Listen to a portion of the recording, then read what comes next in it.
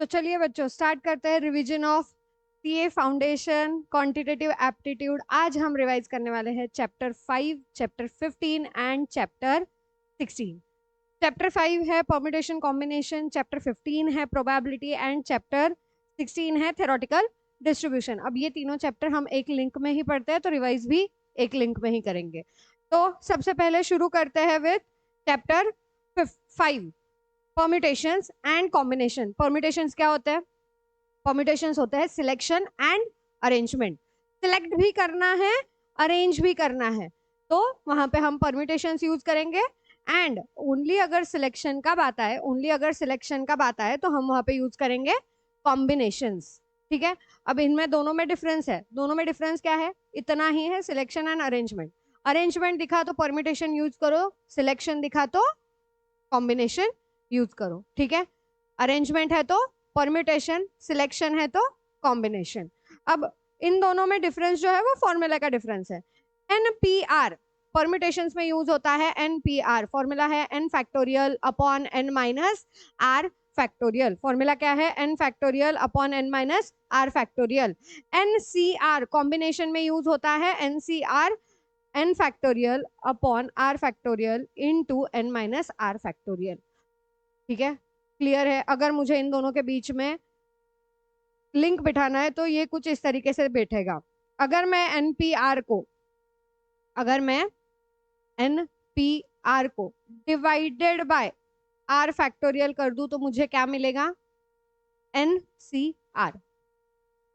तो मैं हमेशा पहले एनपीआर तो निकालना ही है, डिवाइडेड बाय r फैक्टोरियल करना है।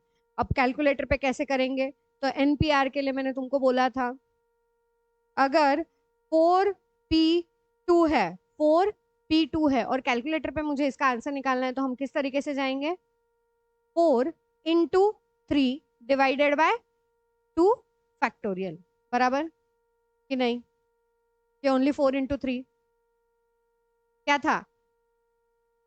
Only 4 into 3 divided by 2 factorial नहीं करते थे परम्यूटेशंस के लिए, डिवाइडेड बाय 2 करते हैं हम कॉम्बिनेशन के लिए। फॉर्मूले के अकॉर्डिंग देख जरा, 4 फैक्टोरियल अपॉन 4 माइनस 2 फैक्टोरियल, क्या बचेगा डिनोमिनेटर में? 2 फैक्टोरियल बचेगा, करेक्ट। तो 2 फैक्टोरियल के लिए मेरे को 4 इंटू 3 इंटू 2 फैक्टोरियल, मेरा 2 फैक्टोरियल चला गया, तो परम्यूटेशन का आंसर क्या आया? 4 इंटू 3। हाँ, तो कॉम्बिनेशन में हम डिवाइडेड बाय 2 फैक्टोरियल करेंगे। तो हमको याद क्या कैसे रखना है? अगर एनपीआर बोला तो n को हमको r जितने भी दिए हैं, r जितना भी दिया है उतने डिजिट पीछे जाते मल्टीप्लाई करना। अगर 10p4 है, 10p4 है तो 10 इंटू 9 इंटू 8 इंटू 7, ये तुम्हारा एनपीआर का आंसर मिल जाएगा। हर बार फॉर्मूला पुट करने की जरूरत नहीं है। और अगर इसी में मुझे 10c4 निकालना है, 10c4 निकालना है तो एनपीआर तो मैं निकालूंगी, और डिवाइडेड बाय क्या करना है मुझे? फिर से 4 फैक्टोरियल, डिवाइडेड बाय क्या करना है? 4 फैक्टोरियल। क्लियर हुआ? याद आया कि ऐसे कुछ करते थे? हाँ, तो अब कुछ करते थे नहीं, इसी तरीके से करना है। एनपीआर तो क्या करना है? एनपीआर के लिए एन को पीछे लेते लेते जाना है। कितने डिजिट तक? जितने डिजिट आर बोला है, जितने डिजिट आर बोला है उतने डिजिट तक पीछे लेके जाना है। ठीक है, एंड एनसीआर निकालना है तो क्या करना है? एनपीआर करो, जो हमने कैलकुलेटर पे सीखा है, डिवाइडेड बाय आर फैक्टोरियल कर दो, जो भी आर रहेगा। बट एनसीआर एंड एनपीआर के कुछ प्रॉपर्टीज है जो हमको कैलकुलेशन करते वक्त काफी ज्यादा यूज होते हैं। हमने क्वेश्चन सॉल्व करते हैं इन प्रॉपर्टीज का बहुत ज्यादा यूज किया है, इवन प्रोबेबिलिटी के क्वेश्चंस करते वक्त भी यूज किया है, प्रोबेबिलिटी थ्योरेटिकल डिस्ट्रीब्यूशन में भी यूज किया है। तो ध्यान देना, अगर एन है मतलब मैं 4 चीजें ले रही हूँ और मुझे उसको 4 जगह पे अरेंज करना है।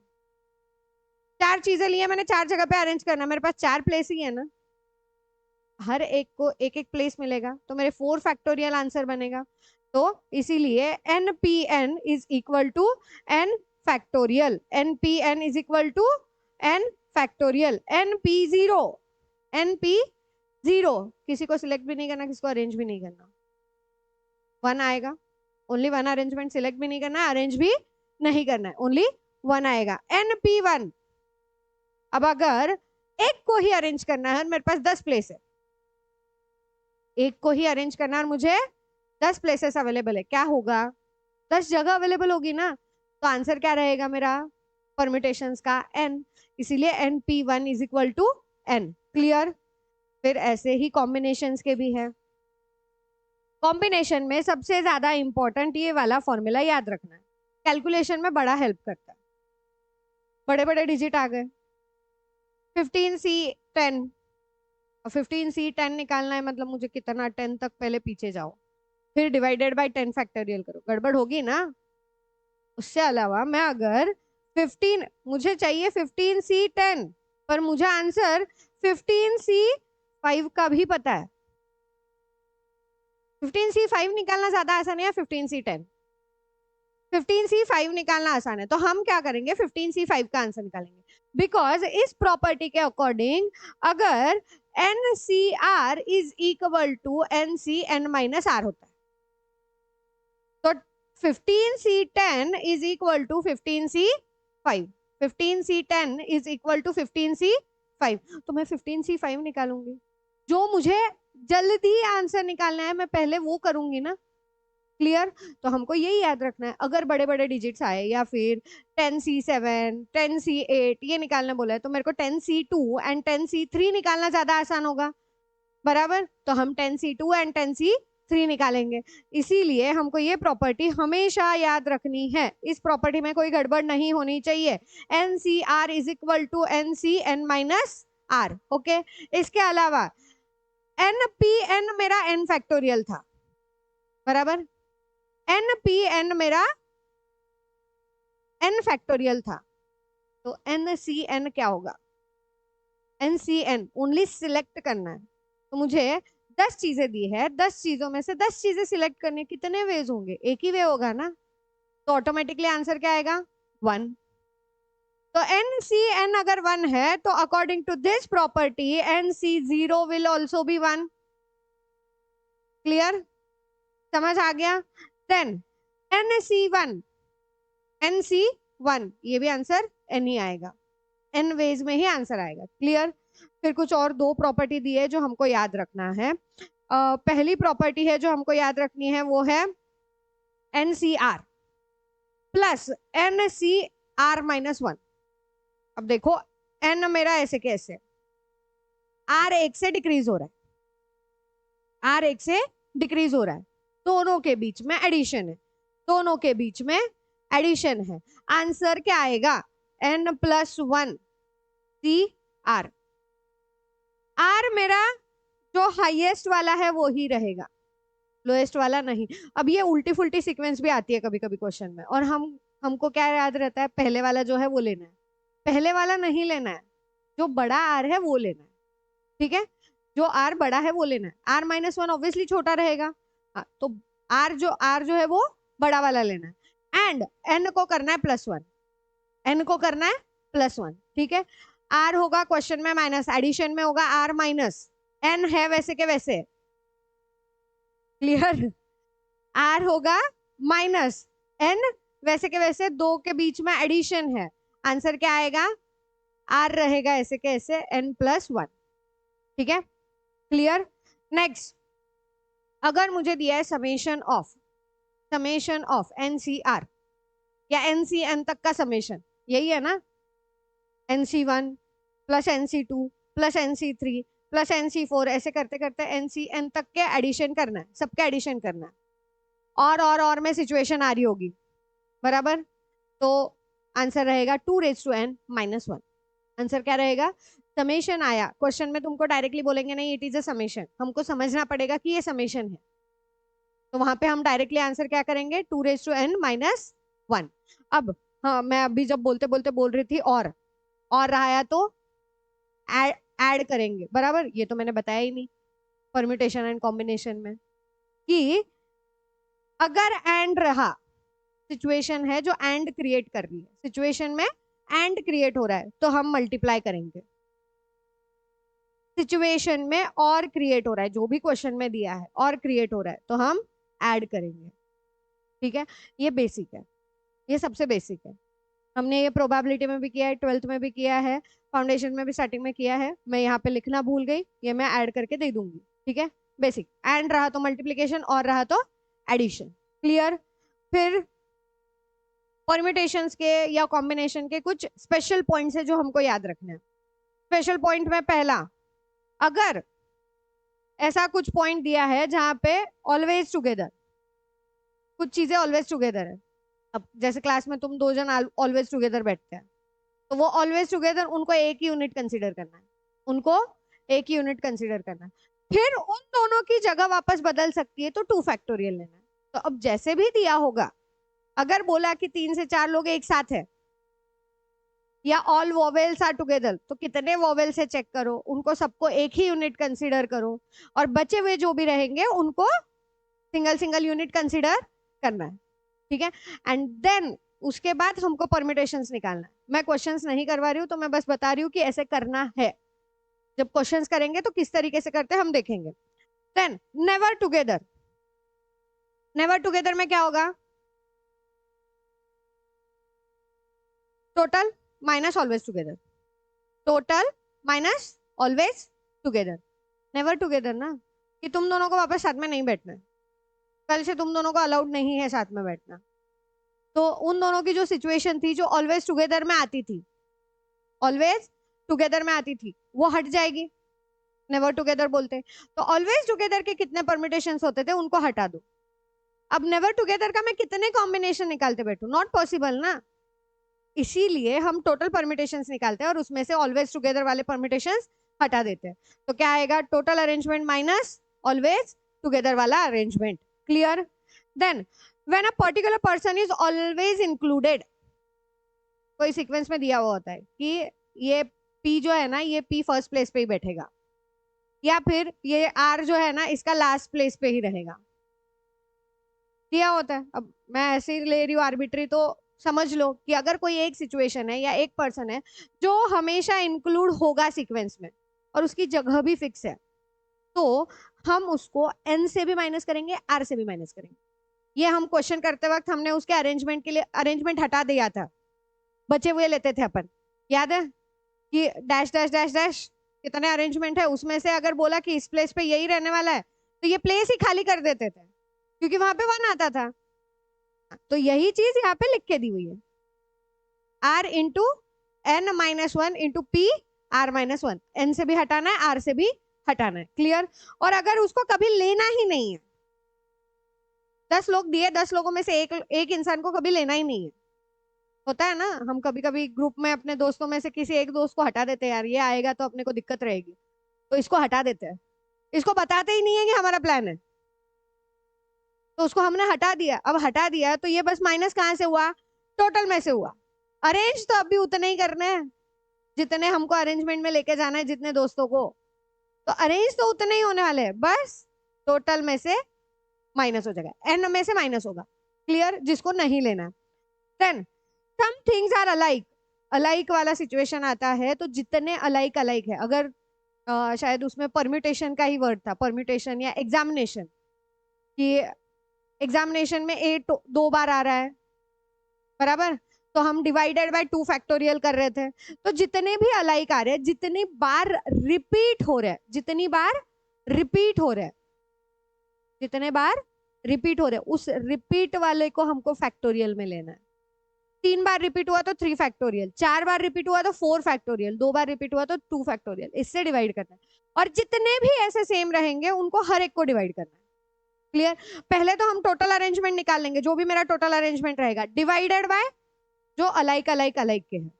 अब मैं यहाँ पे एग्जाम्पल बोल के n factorial upon n1 factorial into n2 factorial into n3 factorial, n1 n2 n3 alike के लिए लिया है, सेम सेम वालों के लिए लिया है।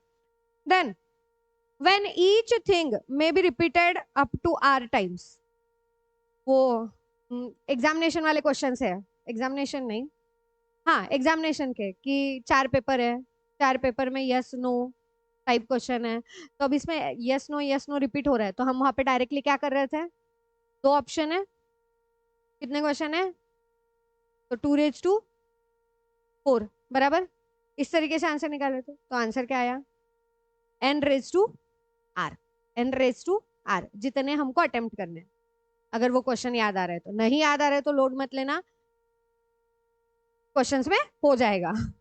चलो आगे। Then total number of ways in which it is possible to make the group by taking some or all n things where n1 things are of a like kind.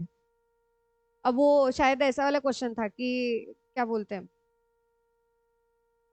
दो earn दिए, एक अर्न में white balls है and red balls है same same, उसमें से हमको कुछ सिलेक्ट करने हैं, सिलेक्ट करके रखने हैं। तो उसके लिए वहां पे हम ये करेंगे कि n1+1 अलाइक, n1+1, ठीक है, 5 अलाइक है, 5 रेड बॉल है, 3 व्हाइट बॉल्स है, तो 5+1 3+1 इंटू इंटू करते जाएंगे एंड वापस लास्ट में जो भी आंसर आएगा उसमें से -1 करेंगे। क्लियर? याद आया? Next, circular permutation. Circular permutation क्या आता है? n-1 factorial. बट वही सर्कुलर परम्यूटेशन में 2 नेबर्स आर नेवर टुगेदर, कुछ तो लोग ऐसे आसपास नहीं होंगे ऐसा दिया है, वो बीड्स वाला क्वेश्चन है। इतने सारे बीड्स है, नेकलेस में डालना है, बट ये 2 बीड्स साथ में नहीं होने चाहिए, तो वहां पे हम n-1, सॉरी n+1 बोला ना मैंने, n-1 फैक्टोरियल, n-1 ही बोला ना, हाँ फिर ठीक है। n-1 factorial divided by 2, n-1 factorial divided by 2। जब कब डिस्टिंक्ट है, अलग अलग ले रहे हैं, अल्टरनेट ले रहे हैं, तो डिवाइडेड बाय 2 करना है। अगर अल्टरनेट नहीं ले रहे, ओनली सर्कुलर परम्यूटेशन है, तो n-1 फैक्टोरियल आएगा। क्लियर?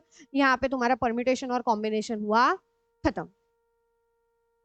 ठीक है, अब इसके अगले कंटेंट पे चलते हैं, दैट इज प्रोबेबिलिटी। अब ये मैं क्यों सीक्वेंस में पढ़ाती हूँ, बिकॉज इसका परम्यूटेशन एंड कॉम्बिनेशन यूज हम कहीं पे तो सिलेक्शन का बोला होता है, तो हमारी total probability N of S में भी हमारा आता है, एन ऑफ एस में भी हम कॉम्बिनेशन से आंसर निकालते हैं, एंड देन एन ऑफ ए में भी कॉम्बिनेशन से आंसर निकालते हैं, इसलिए यहाँ पे लिया। अब प्रोबेबिलिटी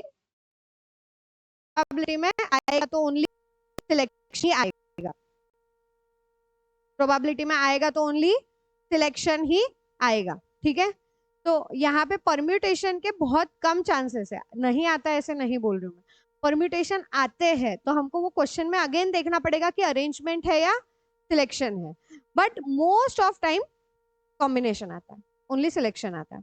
अब प्रोबेबिलिटी क्या है? Probability is always denoted by P of A. Probability पहले मैथमेटिक्स में था, अब स्टैटिस्टिक्स में है, हम इसको स्टैटिस्टिक्स वाले पार्ट में पढ़ने वाले हैं। देन इसके अंदर 2 चीज की प्रोबेबिलिटी दी है, एक तो सब्जेक्टिव एंड ऑब्जेक्टिव, 2 डिवीजन है। सब्जेक्टिव कब? पर्सनल जजमेंट पे रहेगा। ऑब्जेक्टिव कब? जब डेटा यूज करके, फॉर्मूला यूज करके हम निकालेंगे, तब ऑब्जेक्टिव रहेगा। तो हमको पढ़ना कौन सा है?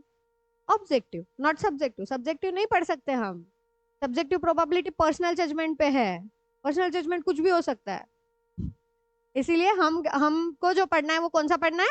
ऑब्जेक्टिव प्रोबेबिलिटी पढ़ना है। क्लियर? अब इसके अंदर के कुछ टर्म्स। एक्सपेरिमेंट, एक्सपेरिमेंट क्या होता है? जिसका आउटकम हमको पहले ही पता है, रिजल्ट्स हमको पहले ही पता है, एक्सपेरिमेंट करने के पहले ही पता है। Then random experiment, random experiment क्या? ऐसा एक्सपेरिमेंट है जिसके अंदर आउटकम तो पता है, बट आउटकम क्या आएगा इसका बस चांस हमको मालूम है। कॉइन टॉस करेंगे तो हेड आएगा या टेल्स आएगा, यही पता है ना, बस क्या आएगा ये थोड़ी पता है। हाँ, वो बायस रहा तो हमको पता रहता है कि हाँ हेड ही आने वाला है, पर मोस्टली अनबायस्ड ही है। हाँ, तो रैंडम एक्सपेरिमेंट क्या? जहाँ पे मुझे नहीं पता कि क्या क्या उसका आउटकम आने वाला है, वो ओनली चांस पे रहेगा। देन इवेंट, इवेंट क्या है? रिजल्ट और आउटकम ऑफ एक्सपेरिमेंट। आउटकम क्या आएगा? हेड आ गया तो मेरा सक्सेस है, टेल आया तो फेल्यूर है। क्लियर? फिर इसके अंदर इवेंट्स के अंदर कुछ इवेंट्स दिए। सिंपल इवेंट, सिंपल इवेंट मैं इसको वापस से स्मॉल इवेंट्स में डिवाइड नहीं कर सकती। कंपाउंड इवेंट या composite event which are further divided into smaller events, मतलब एक इवेंट होगा, फिर उसके बाद दूसरा होगा, फिर उसके बाद तीसरा होगा, मैं ऐसे कर सकती हूँ कंपाउंड इवेंट में। Then mutually exclusive event, mutually exclusive कब? If probability of A intersection B is 0। ये इसका तुम प्रॉपर्टी भी बोल के याद रख सकते हो। कि दो इवेंट साइमल्टेनियसली ऑकर नहीं हो सकते, is a mutually exclusive. Exclusive है, एक्सक्लूसिव है तो कॉमन रहेगा कुछ नहीं, इसीलिए P intersection P of A intersection B is equal to 0। P of A intersection B is equal to 0। Clear? वैसे ही एग्जॉस्टिव इवेंट, एग्जॉस्टिव क्या, दो या दो से ज्यादा जितने भी इवेंट्स होंगे, अगर ये साथ में ऑकर हो गए, अगर ये साथ में ऑकर हो गए तो ये यूनिवर्सल सेट बना रहा है, तो ये यूनिवर्सल सेट बना रहा है। अब इसमें मैं थोड़े से सेट के भी ले रही हूँ क्योंकि P of A intersection B, A union B आ रहा है, तो हमको वो भी थोड़ा सा ध्यान देना पड़ेगा। तो A यूनियन B जो है वो मेरा 1 आता है, उसको हम बोलेंगे क्या, एग्जॉस्टिव इवेंट। उसको क्या बोलेंगे, exhaustive event. Clear? Then equally likely event, equally likely क्या, probability of event A and probability of event B are equal. जैसे कॉइन टॉस करने के बाद हेड आने की प्रोबेबिलिटी 1/2, टेल आने की प्रोबेबिलिटी अगेन 1/2। क्लियर? दोनों सेम है। श्योर इवेंट, श्योर इवेंट मैंने बोला ना बायस्ड है, हेड ही आएगा, मुझे पता है श्योर है, तो उसकी प्रोबेबिलिटी 1 होगी। क्लियर? इम्पॉसिबल इवेंट, अब मैं बोल रही हूँ कि हेड ही आएगा, टेल नहीं आने वाला, तो टेल आने की प्रोबेबिलिटी इम्पॉसिबल हो गई, 0 हो गई। हाँ, तो impossible event is P of A is equal to 0। अगर P of A plus P of A dash, P of A plus P of A dash is दिया है, तो उसका आंसर होता है 1। अब बड़े ध्यान से, मैं यूनियन नहीं बोल रही हूँ। ए क्या होता है, इवेंट, ठीक है, event of getting success. A dash क्या होगा, नॉट गेटिंग सक्सेस, बट कहां से, यूनिवर्सल सेट से। यूनिवर्सल सेट, कॉम्प्लीमेंट सेट याद आया, कॉम्प्लीमेंट सेट याद आया, तो it is a compliment event, मतलब उसका उल्टा, नॉट गेटिंग सक्सेस, तो इनकी एडिशन क्या होती है, 1। ठीक है, probability of event plus probability of complement event is equal to 1। तो तुम A plus A dash is equal to 1 याद रख सकते हो, या फिर हमने उसको बाइनोमियल डिस्ट्रीब्यूशन में P plus Q is equal to 1 याद रखा था, आएगा आने के बाद बताती हूँ। ठीक है, अब इसमें हमको कुछ थियोरेटिकल, अब स्टैटिस्टिक्स पार्ट है तो थियोरेटिकल चीजें याद रखनी पड़ेगी, थियोरी भी हमको इसमें करनी पड़ेगी, एंड थियोरी मैंने अच्छी खासी डाली है, मोस्टली जितनी मुझे इंपॉर्टेंट लगती है वो हर एक थियोरी मैंने डाली है, पॉइंट वाइज डाली है। उतना भी रीड करोगे तो भी तुम्हारी थियोरी अच्छे से हो जाएगी, एंड क्वेश्चन सॉल्व करने लायक रहेंगे, बस तुमको वो बार बार रीड करना पड़ेगा। थियोरी, थियोरी हम एक बार करके छोड़ नहीं सकते, हमको थियोरी को रिपीटेशन में लेना पड़ेगा। बाकी मैथ्स के क्वेश्चन अगर परम्यूटेशन कॉम्बिनेशन के तो तुमको कैलकुलेटर पे ही करना पड़ेगा, बट थियोरी तुमको रीड करना पड़ेगा। क्लियर? चलो फिर classical definition of a probability. Classical definition क्या बोलती है, क्लासिकल डेफिनेशन जो हमने बचपन में पढ़ी थी, favourable events of A divided by total events. Favourable events of A divided by total events, A हमको डिनोट किया जाता था कि फेवरेबल क्या है, divided by total, total number of events. ठीक है, अब यहाँ पे इन्होंने, मैंने जब लिखा है इक्वली लाइकली, है ना, तो इधर इक्वली लाइकली की जगह तुम म्यूचुअली एक्सक्लूसिव भी लिख सकते हो, एग्जॉस्टिव भी लिख सकते हो, सब में यही होगा, N of A upon N of S, N of A upon N of S. Then इसके कुछ पॉइंट्स दिए, ये एप्लीकेबल कब रहेगा, जब नंबर ऑफ इवेंट्स फाइनाइट है, जब नंबर ऑफ इवेंट्स फाइनाइट है, मैं काउंट कर सकती हूँ, तभी मेरी ये वाली डेफिनेशन एप्लीकेबल रहेगी। Use only when the events are equally likely, equally likely, equally likely रहा तो मैं क्लासिकल डेफिनेशन यूज कर सकती हूँ, ऐसा इनका मानना है, मेरा नहीं, क्योंकि क्वेश्चन करते वक्त तो हमने बहुत क्या क्या झमेले किए, उल्टे पुल्टे सॉल्यूशन बहुत निकाले हैं, तो जैसे थियरी दी है वैसी याद रखनी है। Then limited field of application like coin tossing, dice throwing and where the possible events are known in advance. जब मुझे known in advance है तभी मैं ये लगा सकती हूँ, क्यों, क्योंकि मुझे n of s निकालना है ना, एंड n of s क्या होता है, टोटल नंबर ऑफ इवेंट्स, कि कितने इवेंट्स आएंगे, तो वो मुझे पहले ही पता होने चाहिए, तभी जाके मेरी कौन सी वाली डेफिनेशन ये होगी, क्लासिकल डेफिनेशन यूज की जा सकती है। और हम एक्चुअली मिक्स्ड यूज करते हैं, क्लासिकल भी यूज करते हैं एंड मॉडर्न वाली भी एक साथ यूज करते हैं। अब इसके अदर पॉइंट्स, इसमें क्वेश्चंस बड़े आते हैं, बड़े बड़े इन द सेंस बहुत बार आते हैं। Odds in the favour of A, odds against A, odds in the favour of A, favourable to A divided by unfavourable to A. याद रखना यहाँ पे प्रोबेबिलिटी नहीं है। अगर हमको यहाँ से प्रोबेबिलिटी निकालने का पूछते हैं, यहाँ से बोलते पी ऑफ ए निकालो। पी ऑफ ए कैसे निकालोगे? फेवरेबल तो मेरे पास न्यूमरेटर में है, बराबर। तो numerator divided by numerator plus denominator करना है, क्योंकि डिनोमिनेटर में ओनली अनफेवरेबल है। कब इन फेवर रहा तो, अगेंस्ट रहा तो क्या, अगेंस्ट रहा तो उल्टा करना है, अगेंस्ट रहा तो उल्टा करना है। Unfavourable to favourable, unfavourable to favourable. Clear? Modern definition of probability. अब मॉडर्न डेफिनेशन क्या बोलती है? ए जो इवेंट है ना, ये तुम्हारा टोटल एस में से आता है। ए जो है इवेंट ए, ये तुम्हारा एस में से आता है। तो ए इज अ सबसेट, या फिर A is a proper subset of S. A is a proper subset, ये हमने सेट्स में देखे साइन, ठीक है। आगे जब हम चैप्टर रिवाइज करेंगे सेट्स, तभी भी वापस आएगा, तब आपको और ज्यादा क्लियर हो जाएगा। Then P of S, P of S क्या रहेगा रे? वन, वन रहेगा ना, बिकॉज सारे के सारे इवेंट्स आ रहे हैं, सैंपल स्पेस पूरा की पूरा आ रहा है। And P of A shall be more than equal to zero, P of A shall be more than equal to zero. अब मुझे यहाँ से अगर तो बोलने जाऊँ तो प्रोबेबिलिटी ऑफ ए मेरा कहाँ बिलोंग करेगा? प्रोबेबिलिटी ऑफ ए बिलोंग करेगा 0 से लेके 1 के बीच। सॉरी, उल्टा कर दिया मैंने, 0 से लेके 1 के बीच। प्रोबेबिलिटी ऑफ ए, कोई भी प्रोबेबिलिटी, तुम्हारा आंसर 0 से लेके 1 के बीच में ही होना चाहिए। अगर माइनस आया तो समझो तुमने गलती की है, अगर 1 पॉइंट समथिंग आ रहा है, 2 पॉइंट समथिंग आ रहा है, तो भी समझो कि तुमने गलती की है, एंड अगेन कैलकुलेट करो। क्लियर? प्रोबेबिलिटी कहां से कहां तक होनी चाहिए? कोई भी इवेंट, कोई भी, हाँ, कोई भी इवेंट की प्रोबेबिलिटी 0 से लेके 1 तक होगी। 1 के ऊपर भी नहीं जा सकती, 0 के नीचे भी नहीं जा सकती। क्लियर? याद रहेगा? नहीं तो हम गड़बड़ में कुछ तो फटाफट कैलकुलेट कर लेते हैं, उधर हमको ऑप्शन दिखता है, हम ऑप्शन टिक करके निकल जाएंगे।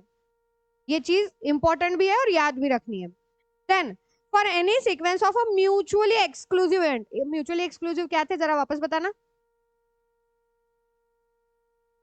म्यूचुअली एक्सक्लूसिव क्या थे? A intersection B is equal to 0। याद आया? म्यूचुअली एक्सक्लूसिव क्या थे? A intersection B is equal to 0। अब थोड़ा सा सेट्स का अगर याद दिलाऊं तो हमको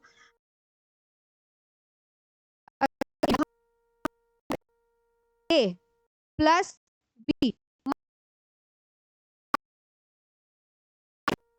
correct, A union B is equal to A plus B minus A intersection B. अब ये ए इंटरसेक्शन बी तो मेरा 0 हो गया ना म्यूचुअली एक्सक्लूसिव में, तो यूनियन क्या होगा मेरा? एडिशन, दोनों का एडिशन। तो अब यहाँ पे हमको करना क्या है? सेट में तो हम क्या यूज करते थे सेट के लिए? डायरेक्टली ए यूनियन बी ऐसे ही लिख रहे थे ना, हम ऐसे ही लिखते हैं ना ब्रैकेट करके डायरेक्टली, या फिर नंबर्स एन ऑफ। अब यहाँ पे प्रोबेबिलिटी है तो प्रोबेबिलिटी में क्या यूज होगा? P of, P of A union B is equal to P of A into sorry plus P of B. Mutually exclusive रहेंगे तब, बिकॉज इंटरसेक्शन मेरा क्या हो गया है? 0। तो यहाँ पे वही चीज बताइए, अगर 3-4 इवेंट दिए हैं और वो सारे के सारे इवेंट्स मेरे म्यूचुअली एक्सक्लूसिव है, तो उनका अगर मुझे यूनियन निकालना है, सबका मिला के प्रोबेबिलिटी निकालना है, तो मैं सबकी जो सिंगल सिंगल प्रोबेबिलिटी दी है उनको ऐड कर दूंगी। ठीक है? क्लियर? अब इसके बाद आता है एडिशन थ्योरम पे। एडिशन थ्योरम मैंने बता दिया अभी, म्यूचुअली एक्सक्लूसिव रहा तो क्या करेंगे? A plus B, probability of A plus B. 3 रहे तो A plus B plus C, जितने भी रहेंगे उतने ऐड करते जाएंगे। But they are not mutually exclusive, mutually exclusive नहीं है, तो फिर हमको P of A intersection B लेना पड़ेगा, बराबर। तो अब ये सेम फॉर्मूला है, कौन सा? जो हम सेट्स में देखते हैं, सेम है, देख लो, दोनों भी फॉर्मूला एकदम एग्जैक्ट सेम है। P of A union B is equal to P of A plus P of B minus P of A intersection B, and दूसरा 3 का P of A union B union C, P of A plus P of B plus P of C minus P of A intersection B minus P of A intersection C minus P of B intersection C plus P of A intersection B intersection C. अब इसका हम कैसे answer करते थे? Venn diagram से. तो तुम probability में भी वेन डायग्राम यूज कर सकते हो और यूज करो. जब भी 3 इवेंट आए तो प्रोबेबिलिटी में भी हम वेन डायग्राम ही यूज करेंगे. क्लियर? Conditional probability. अब कंडीशनल प्रोबेबिलिटी क्या है? डिपेंडेंट इवेंट, सॉरी,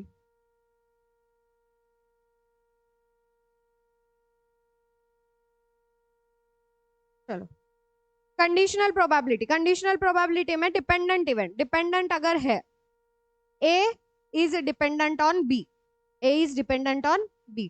अगर P of A dash B, sorry A dash नहीं, A slash B, P of A by B, A slash B अगर ऐसा कुछ है तो इसका मतलब क्या है? A is dependent on occurrence of B, मतलब B पहले occur होगा एंड वो occur हो गया तो A occur होने की प्रोबेबिलिटी क्या है? अगर B पहले occur हो गया तो A आने की प्रोबेबिलिटी क्या है? तो P of A intersection B upon P of B. B last में था तो डिनोमिनेटर में P of B है. इस तरीके से याद रखते हैं हम. बराबर? वैसे ही इसके उल्टा B by A, न्यूमरेटर में इंटरसेक्शन रहेगा, डिनोमिनेटर में A रहेगा. क्लियर? जो डिनोमिनेटर में वहां पे है वो इस साइड में भी डिनोमिनेटर में, बस प्रोबेबिलिटी के साथ है, सिंगल प्रोबेबिलिटी. और अगर इंडिपेंडेंट है, ए आने की प्रोबेबिलिटी इंडिपेंडेंट है, बी आने की प्रोबेबिलिटी इंडिपेंडेंट है, तो मुझे बोलो वहां पे कंडीशनल बन पाएगा क्या? तो अगर क्वेश्चन में बोला कि probability of A and probability of B are independent, अब वो बोलेंगे नहीं, वो तुमको स्टेटमेंट्स ऐसे देंगे कि क्लियर होगा कि दीज आर इंडिपेंडेंट. तो अगर वो इंडिपेंडेंट है तो A conditional B probability of A ही रहेगा, B conditional A probability of B ही रहेगा. एंड अगर ये दो इवेंट इंडिपेंडेंट है तो A इंटरसेक्शन B बन जाएगा probability of A into probability of B, probability of A into probability of B. Clear? समझ आया? चलो आगे चलते हैं. हाँ, अब इंडिपेंडेंस के कुछ और क्वेश्चंस दिए, सॉरी कुछ और पॉइंट्स दिए.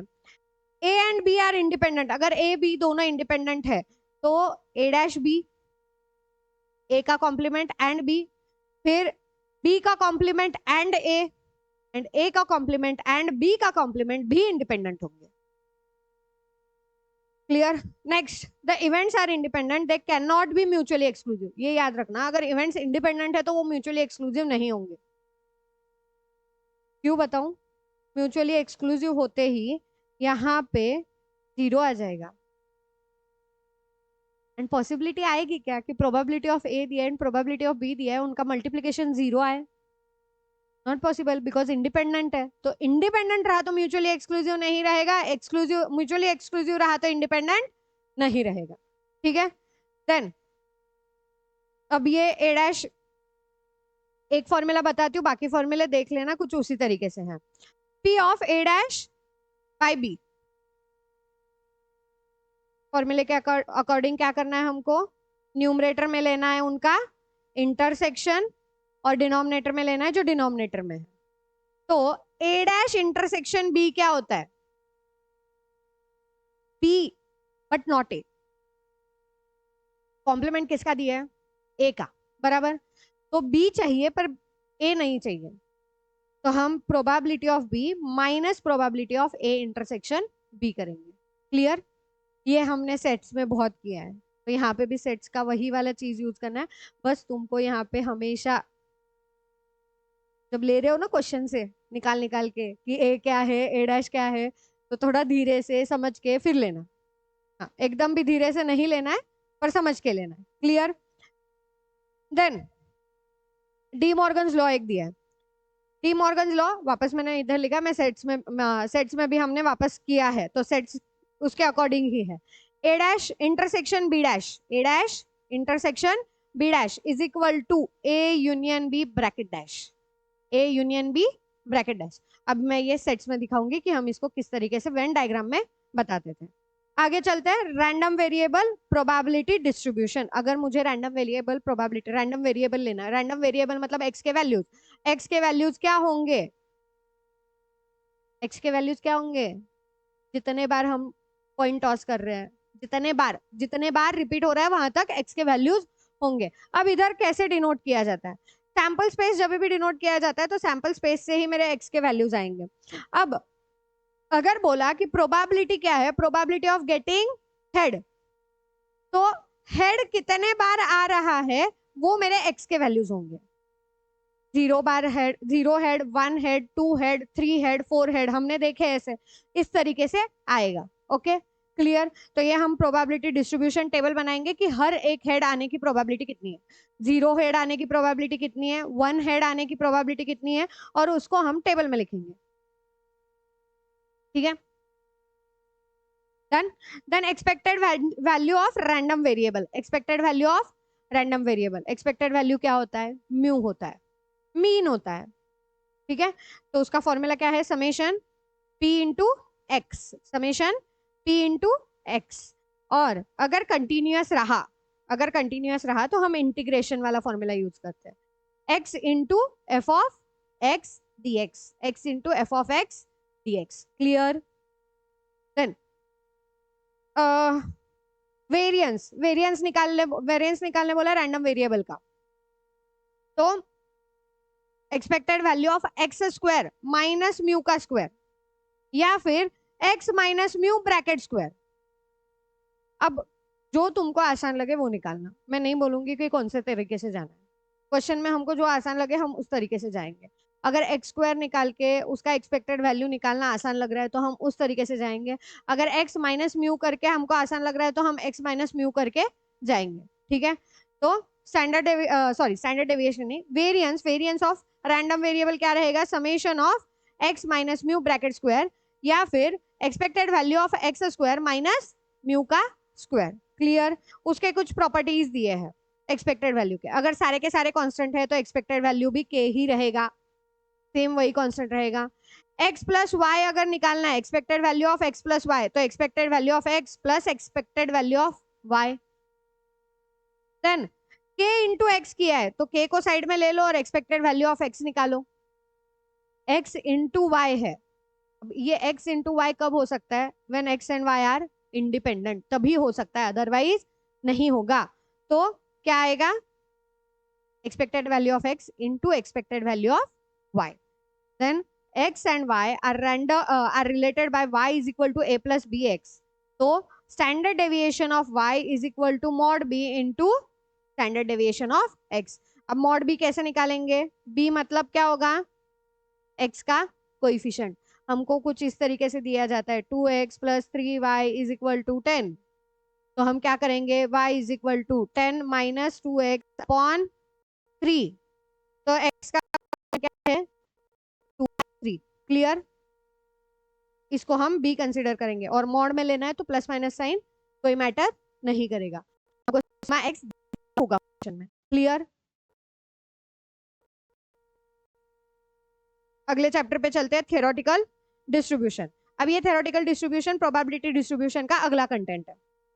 प्रोबेबिलिटी डिस्ट्रीब्यूशन कितने टाइप के, दो टाइप के, एक ऑब्जर्व प्रोबेबिलिटी डिस्ट्रीब्यूशन एंड दूसरा है थ्योरेटिकल प्रोबेबिलिटी डिस्ट्रीब्यूशन। ऑब्जर्व में हम सैम्पलिंग यूज करते हैं, वो इन रियल एग्जिस्ट करता है रियलिटी में, थ्योरेटिकल एग्जिस्ट नहीं करता। फिर बोलेंगे मैम पढ़ना क्यों है, एग्जाम पास करने के लिए, एग्जिस्ट नहीं करते तो एग्जाम पास करने के लिए पढ़ना है। तो थ्योरेटिकल प्रोबेबिलिटी हमारा एग्जिस्ट नहीं करता इन रियलिटी, बट ये दो तरीके से है, एक for continuous data, discrete data, and दूसरा फॉर कंटिन्यूअस डेटा।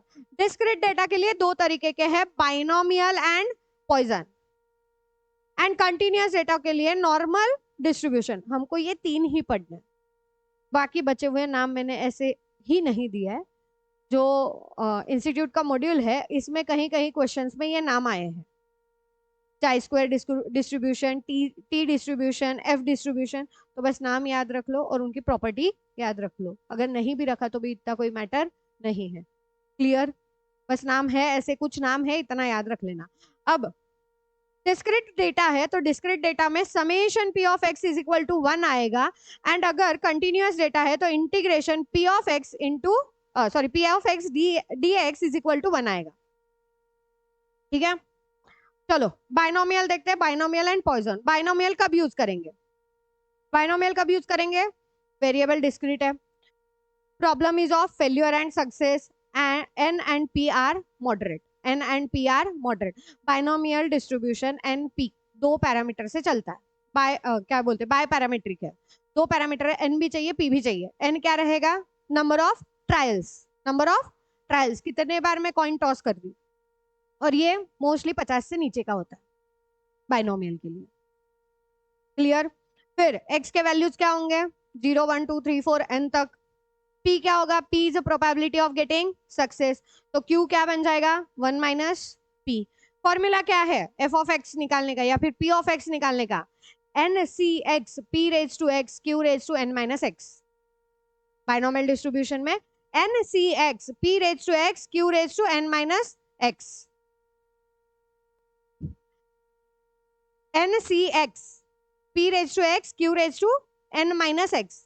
ये किसके लिए? बाइनोमियल डिस्ट्रीब्यूशन के लिए। अब इनके प्रॉपर्टीज, मीन होगा n इंटू पी, मीन होगा, अब मीन यहाँ पे डायरेक्टली निकलेगा n इंटू पी। वेरियंस होगा n p q, वेरियंस क्या होगा? n p q। Maximum variance, maximum variance n by 4, और ये मैक्सिमम वेरियंस कब आता है? जब p एंड q इक्वल हो, मोस्टली वो n 1/2 वाला। कब?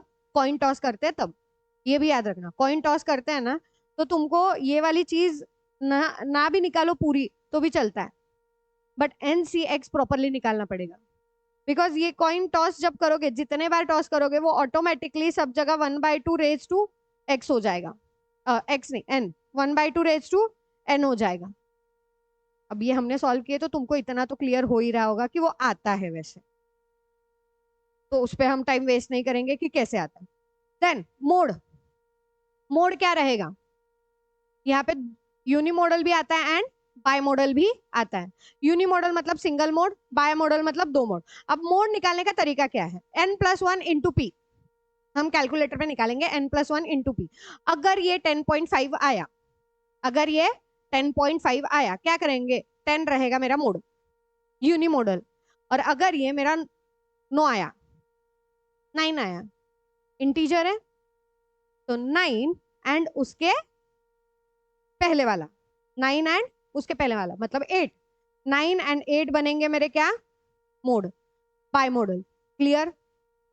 फिर अगर दो मेरे पास दिए, दो डिस्ट्रीब्यूशन दिए x एंड y के, तो मैं उसको x+y करके भी लिख सकती हूँ, बट वहां पे क्या कंडीशन है? p मेरा सेम होना चाहिए, p मेरा दोनों जगह सेम होना चाहिए, तो मैं n1 प्लस n2 करके उसको बाइनोमियल डिस्ट्रीब्यूशन फॉलो करवा सकती हूँ। क्लियर? देन आता है तुम्हारा पॉइजन। अब पॉइजन कब यूज होता है? When n is more than 50, n is more than 50। n बहुत बड़ा है और p बहुत छोटा है, n बहुत बड़ा है और p बहुत छोटा है, प्रोबेबिलिटी 0.1% ऐसा कुछ दिया है। ठीक है, तो यहाँ पे p बहुत छोटा है एंड n बहुत बड़ा है, तो हम पॉइजन यूज करेंगे। तो अब यहाँ पे ये जो m है ना, ये m नथिंग बट क्या है पता है क्या?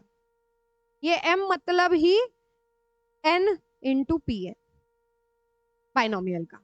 तो जो क्वेश्चन तुम बाइनोमियल से सॉल्व कर रहे हो वो तुम पॉइजन से भी सॉल्व कर सकते हो, और जो पॉइजन से सॉल्व कर रहे हो वो तुम बाइनोमियल से भी सॉल्व कर सकते हो। तो तुम्हारी जो इच्छा हो उस तरीके से सॉल्व कर लेना। ठीक है, देन इसके इसके अंदर फॉर्मूला क्या है? इसका फॉर्मूला बड़ा आसान है, e raise to minus m into m raise to x upon x factorial, e raise to minus m into m raise to x upon x factorial. Clear? तो अब यहाँ पे e raise to minus m, ये ना काफी बार question में दिया हुआ होता है, e raise to minus m हमको काफी बार क्वेश्चन में दिया हुआ होता है। और अगर तुमको ये n इंटू पी याद भी नहीं आया कि m क्या है, n इंटू पी आता है, तो तुम डायरेक्टली वो क्वेश्चन में जो माइनस ऊपर दिया हुआ होता है ना, माइनस के बाद, वो बाद वाला m ही होगा, वो बाद वाला m ही होगा, तो वो लेके आंसर कर सकते हो। ठीक है, ये थोड़ी सी छोटी मोटी चीटिंग वाली चीजें याद रख सकते हो। आंसर गलत नहीं आता है उससे, ठीक है। ई की वैल्यू अगर पता नहीं है तो पता कर लो, 2.718, ई इज इक्वल टू 2.718, ठीक है। मोस्टली ई की value e raise to minus m दिया हुआ होता है, अगर गलती से नहीं दिया तो हमको पता होना चाहिए, तो 2.718, क्लियर। देन इसकी प्रॉपर्टी सेम, अब यहाँ पे मीन एंड वेरिएंस दोनों सेम है, यहाँ पे मीन एंड वेरिएंस दोनों भी सेम है, एम ही आएगा।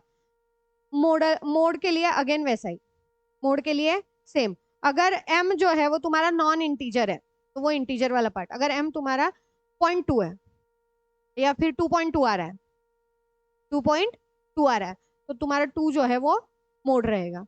और अगर m तुम्हारा 2 आ रहा है तो 2 एंड 1 ये मेरा मोड रहेगा, क्लियर। बाई मोडल सेम, इसको भी मैं एडिशन में कर सकती हूँ, z is equal to x plus y. अब यहाँ पे कोई कंडीशन नहीं है कि p सेम होना चाहिए, m सेम होना चाहिए, कुछ कंडीशन नहीं है, बिकॉज सेम आ ही नहीं सकता, इसीलिए यहाँ पे m1 प्लस m2 ऐड करके करना है, ठीक है। देन आते हैं नॉर्मल डिस्ट्रीब्यूशन। नॉर्मल डिस्ट्रीब्यूशन कब यूज होता है? When there is a continuous data. अब नॉर्मल डिस्ट्रीब्यूशन का ये फॉर्मूला जरा याद रखना, और अगर थोड़ा सा कंफ्यूजन हो तो ये जो है ई रेज में है, ठीक है, एक ई के इंडेक्स में है। फॉर्मूला क्या है?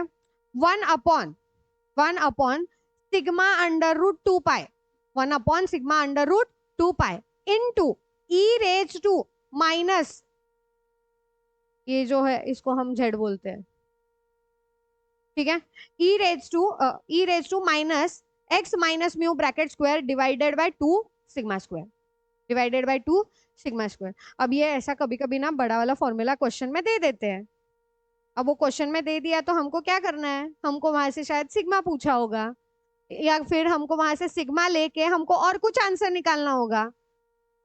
प्रॉपर्टीज से निकाल सकते हैं ना, सिग्मा मिल गया तो सिग्मा से मैं क्वार्टाइल डेविएशन, मीन डेविएशन निकाल सकती हूँ, दिया है प्रॉपर्टीज में आगे कि मीन मीडियन मोड यहाँ पे तीनों सेम होंगे, मीन मीडियन मोड यहाँ पे तीनों सेम होंगे, तो ये जो म्यू है यही मेरा मीन है, यही मेरा मीडियन है और यही मेरा मोड है, clear. Then quartile mean deviation क्या है? Mean deviation directly 0.8 into sigma, quartile deviation 0.675 sigma, ठीक है। Q1 अगर बोला, Q1 क्या रहेगा? Q1 क्या रहेगा? Mu minus 0.675 sigma and Q3 is equal to mu plus 0.675 sigma, ठीक है, याद रख लेना। Then point of inflection, point of inflection है mu minus sigma and mu plus sigma, clear. फिर मैंने यहाँ पे टेबल जो टेक्स्ट बुक में दिया है वैसे के वैसे ही रखा है, तो हमको यहाँ से क्या याद रखना है, ये z is equal to 0, z is equal to 0 आ रहा है, तो z इज इक्वल टू 0 आ रहा है, इस साइड के एंड इस साइड के वैल्यूज दिए, प्लस के भी एंड माइनस के भी, तो हमको 1 का 2 का 3 का 4 का वैल्यू याद रखना है। अगर नहीं भी दिया तो हमको क्वेश्चन में कुछ इस तरीके से देते हैं, 5 1 5 1, इसका मतलब है किधर से, यहां से लेके इस 1 तक की value,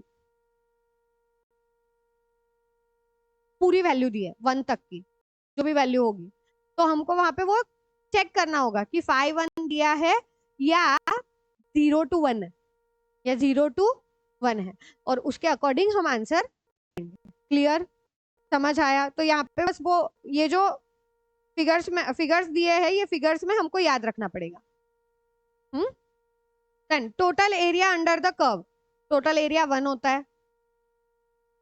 then area to the left side of the mu and right side of the mu 0.5 होगा, यस, क्या हो गया, यस, चलो, area to the left of the mu and area to the right of a mu 0.5, और पूरा area mu minus 3 sigma से लेके mu plus 3 sigma 0.9973, ठीक है, 0.9973। अब ये कहां से कहां की बात कर रहे हैं? इधर से, हाँ,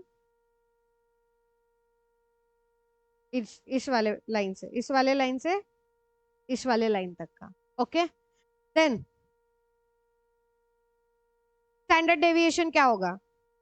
यहाँ पे अगर मेरे पास दो नॉर्मल डिस्ट्रीब्यूशन दिए, x is equal to x and y, दो कर्व दिए हैं, तो z is equal to x plus y करते वक्त हम मीन को भी ऐड करेंगे एंड स्टैंडर्ड डेविएशन को ऐड करके अंडर रूट करेंगे, वेरिएंस को ऐड करके अंडर रूट करेंगे। क्लियर? स्टैंडर्ड डेविएशन के लिए, क्योंकि मुझे म्यू और स्टैंडर्ड डेविएशन दोनों भी चाहिए, तभी जाके मेरा आंसर आएगा नॉर्मल डिस्ट्रीब्यूशन में। क्लियर हुआ? हाँ, अब इसके क्वेश्चंस जो है मोस्टली तुमको जो दिक्कत आएगी वो नॉर्मल डिस्ट्रीब्यूशन के क्वेश्चंस में ज्यादा आएगी, बाकी क्वेश्चंस में इतनी दिक्कत आती नहीं है। यहाँ पे हमको z भी निकालना है, z निकाल के फिर हमको एरिया भी देखना है, तो यहाँ पे थोड़ी बहुत दिक्कत आ सकती है। तो वो क्वेश्चंस हम जब करेंगे, क्वेश्चंस में हम वो पूरा किस तरीके से सॉल्व करना है वो देखेंगे। ठीक है, तो अब आज के लिए यही रुकते हैं, कल मिलेंगे नेक्स्ट चैप्टर के साथ।